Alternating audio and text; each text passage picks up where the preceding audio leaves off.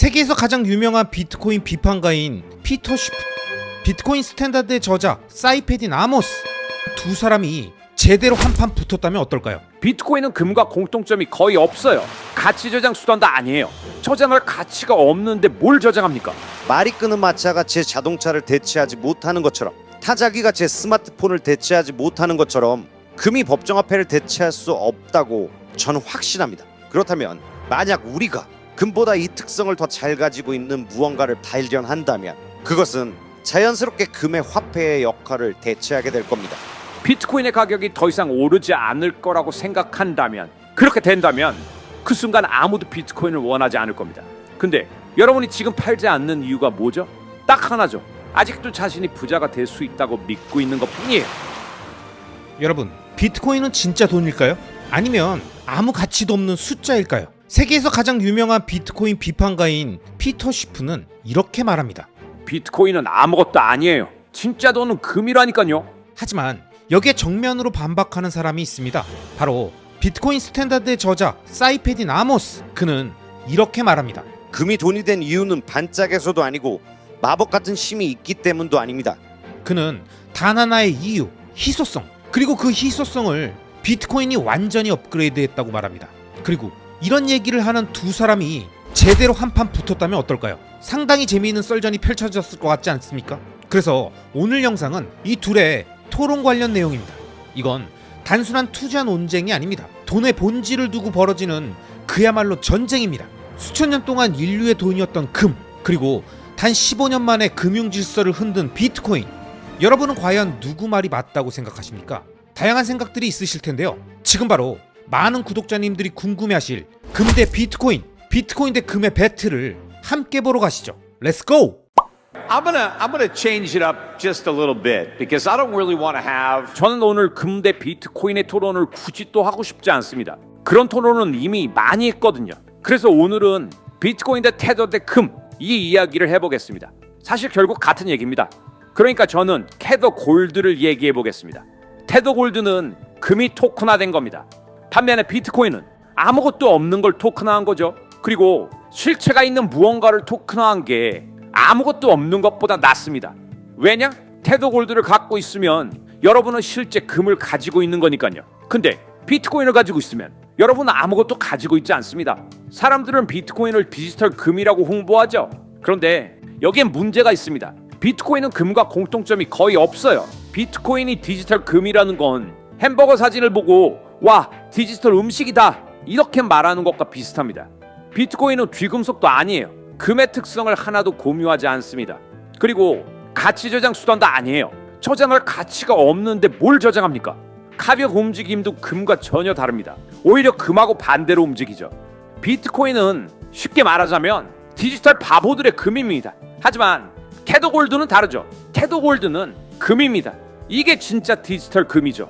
여러분이 테더 골드를 보유하면 테더를 보유하는 게 아니라 금 자체를 보유하는 것입니다. 테더 골드는 그 금을 내가 소유하고 있다는 증명 같은 거예요. 그리고 그 증명은 거래가 가능하죠. 지구 어디에 있던 두 사람이 서로 거래할 수 있습니다. 제가 뭔가를 팔고 싶다고 해보죠. 서비스일 수도 있고 상품일 수도 있습니다. 그리고 누군가 그걸 사고 싶어 합니다. 그 사람은 금으로 저에게 지불할 수 있습니다. 금괴를 직접 저에게 보낼 필요도 없어요. 물리적으로 금 조각을 건넬 필요도 없죠. 그 사람은 그냥 그 금의 소유권을 나타내는 디지털 증표를 저에게 보내면 됩니다. 그 전송은 거의 비용 없이 순식간에 이루어집니다. 토큰화된 금, 즉 테더 골드는 비트코인이 약속하지만 실제로 못하는 것들을 모두 할 수 있습니다. 왜냐면 그건 실제 금, 즉 진짜 돈을 기반으로 한 것이기 때문입니다. 이건 말하자면 진짜 화폐와 법정화폐의 차이라고 할 수 있습니다.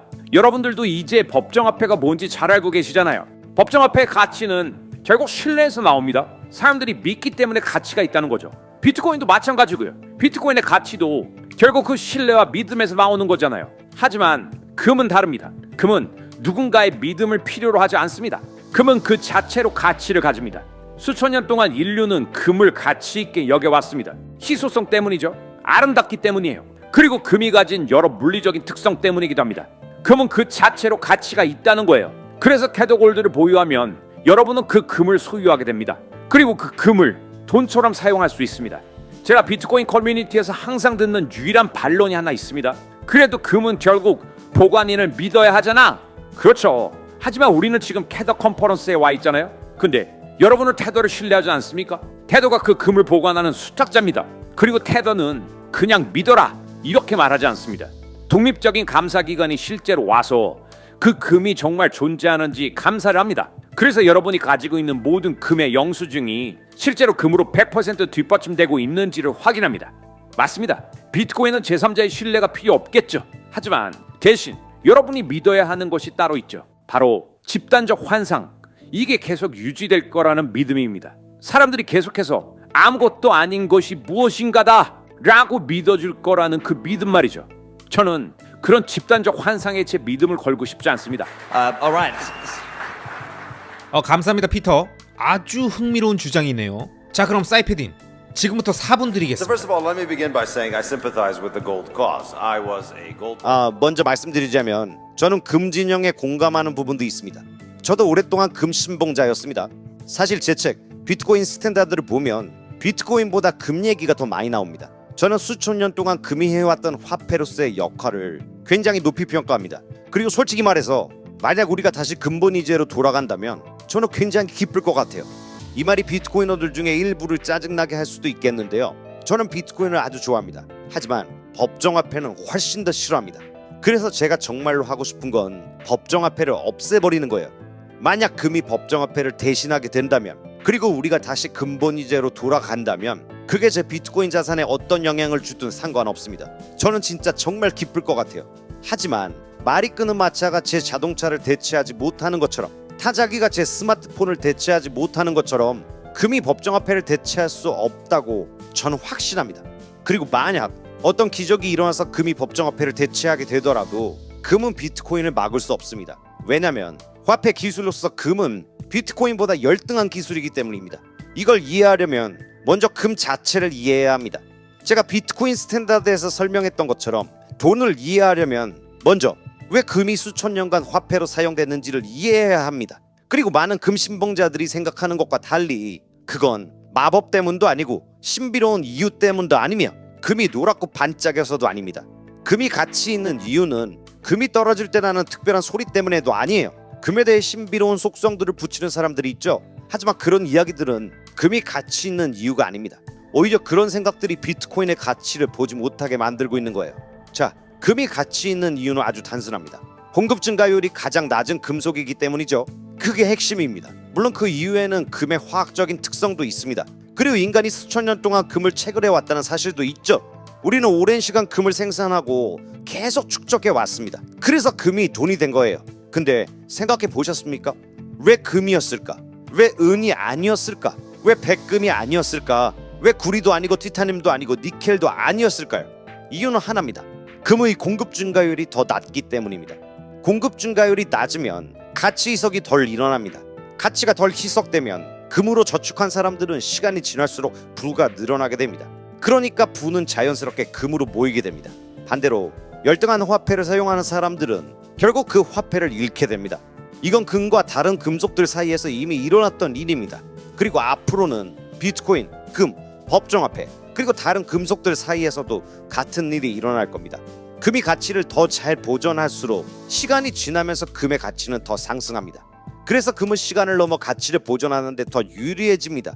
그리고 공간을 넘어 이동시키는 데도 유리해지죠. 결국 돈이라는 것은 기술입니다. 가치를 시간과 공간을 넘어 이동시키는 기술. 금이 수천 년 동안 세계의 돈이 됐던 이유는 이 두 가지를 가장 잘했기 때문입니다. 시간을 넘어 가치를 보존하고 공간을 넘어 가치를 이동시키는 것. 여기에는 마법 같은 건 없습니다. 금이 그런 특성을 가지고 있었기 때문에 돈이 됐던 겁니다. 그렇다면 만약 우리가 금보다 이 특성을 더 잘 가지고 있는 무언가를 발견한다면 그것은 자연스럽게 금의 화폐의 역할을 대체하게 될 겁니다. 그래서 금이 가치를 시간을 넘겨서 보존하는 능력을 비트코인이랑 비교해 보면 왜 비트코인이 훨씬 더 우수한 자산인지 알 수 있습니다.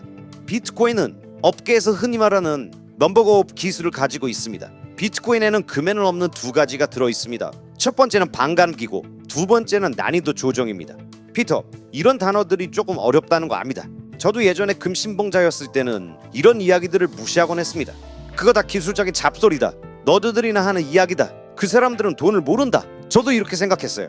돈이라는 건 뭔가 특별한 형태가 있어야 한다고 생각했었으니까요. 하지만 이건 정말 중요합니다. 왜냐면 올해 금의 연간 신규 생산량은 대략 7천억 달러 정도입니다. 하지만 비트코인의 연간 생산량은 약 120억 달러 수준입니다. 이게 뭘 의미할까요? 금 가격을 현재처럼 유지하려면 훨씬 더 큰 신규 수요가 필요합니다. 반면에 비트코인은 훨씬 더 작은 수요만으로도 가격을 유지할 수 있습니다. 그리고 비트코인은 금보다 훨씬 낮은 인플레이션 구조를 가지고 있습니다. 게다가 4년마다 그 인플레이션율이 절반으로 줄어들죠. Alright.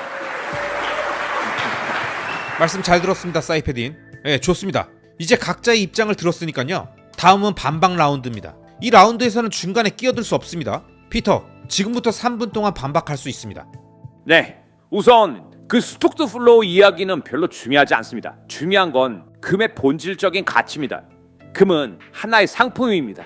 하나의 금속이에요. 그리고 화폐는 원래 물물 교환을 대체하기 위해서 등장했었습니다. 물물 교환 사회에서는 사람들이 물건을 다른 물건과 교환했죠. 예를 들어 제가 정육점 주인이고 빵집 주인을 만났다고 해봅시다. 제가 고기를 주면 그는 빵을 줍니다. 이게 바로 물물 교환이에요. 그런데 만약 빵집 주인이 채식주의자라면 어떨까요? 그 사람은 제 고기를 원하지 않죠? 그럼 저는 어떻게 빵을 얻을 수 있죠?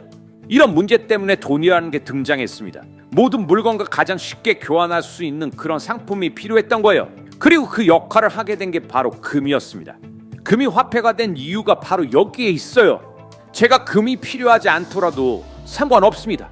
제가 보석상이 아니어도 되고 전자제품을 만들지 않아도 되고 항공우주 산업에 종사하지 않아도 상관없습니다. 금이 제 사업에 필요하지 않더라도 저는 금을 보유할 수 있다고요. 왜냐면 누군가는 금을 필요로 하기 때문입니다. 그래서 금이 계속 거래가 되는 거예요. 우리 모두 금이 널리 인정되는 자산이라는 걸 알고 있기 때문이죠. 제가 금을 직접 사용하지 않더라도 그걸 보관했다가 나중에 다른 누군가가 사용할 수 있습니다. 하지만 비트코인은 그렇지 않죠. 비트코인은 그런 성격을 전혀 가지고 있지 않습니다. 비트코인은 시장성이 있는 상품이 아니에요. 아예 상품도 아닙니다. CFTC가 규제를 위해서 상품이라고 부른다고 해도 실제로 상품이 아닙니다. 비트코인은 쓸모가 없어요. 먹을 수도 없고 자동차를 움직이는 데 사용할 수도 없고 집을 짓는 데 사용할 수도 없습니다. 결국 아무것도 아닙니다. 그래서 비트코인에는 기초적인 실수요라는 게 없어요. 실제로 사용하는 사람이 없기 때문입니다. 그래서 가격을 지지해 줄 수 있는 바닥이라는 게 없다니까요. 비트코인은 0이 될 수 있습니다. 완전히 붕괴할 수 있어요. 왜냐하면 비트코인에 대한 수요는 전부 투기적인 수요이기 때문입니다. 사람들이 비트코인을 원하는 유일한 이유? 그건 가격이 올라갈 거라고 믿기 때문이에요. 하지만 만약 사람들이 비트코인의 가격이 더 이상 오르지 않을 거라고 생각한다면, 그렇게 된다면 그 순간 아무도 비트코인을 원하지 않을 겁니다. 그리고 눈치채셨는지 모르겠지만 지금 가격이 올라가는 게 아니라 떨어지기 시작했습니다. 가격이 내려갈수록 비트코인을 원하는 사람들도 줄어들고 팔려고 하는 사람들은 더 많아질 겁니다. 금 가격이 떨어지면 금이 필요한 사람들은 그냥 더 많이 사면 됩니다. 중앙은행도 금이 필요합니다. 가격이 내려가면 그들도 금을 사요. 왜냐하면 자기 나라 통화를 뒷받침하려면 금이 필요하니까요. 그리고 금을 필요로 하는 거대한 산업 전체가 있습니다. 가격이 싸지면 그 산업들도 금 구매를 늘립니다. 하지만 지금 당장은 비트코인을 반드시 필요로 하는 곳이 없죠. 그러니까 비트코인에 대한 수요는 오직 투기에서만 나옵니다. 이 방에 있는 여러분들 모두가 비트코인을 갖고 있는 이유도 하나뿐입니다. 그냥 가격이 오를 거라고 믿기 때문이죠. 근데 만약 여러분이 1년 뒤에 비트코인의 가격이 지금의 절반이 되거나 아니면 25% 수준이 될 거라는 걸 안다면, 그럼 여러분은 지금 당장 비트코인을 팔아버릴 겁니다. 그쵸? 근데 여러분이 지금 팔지 않는 이유가 뭐죠?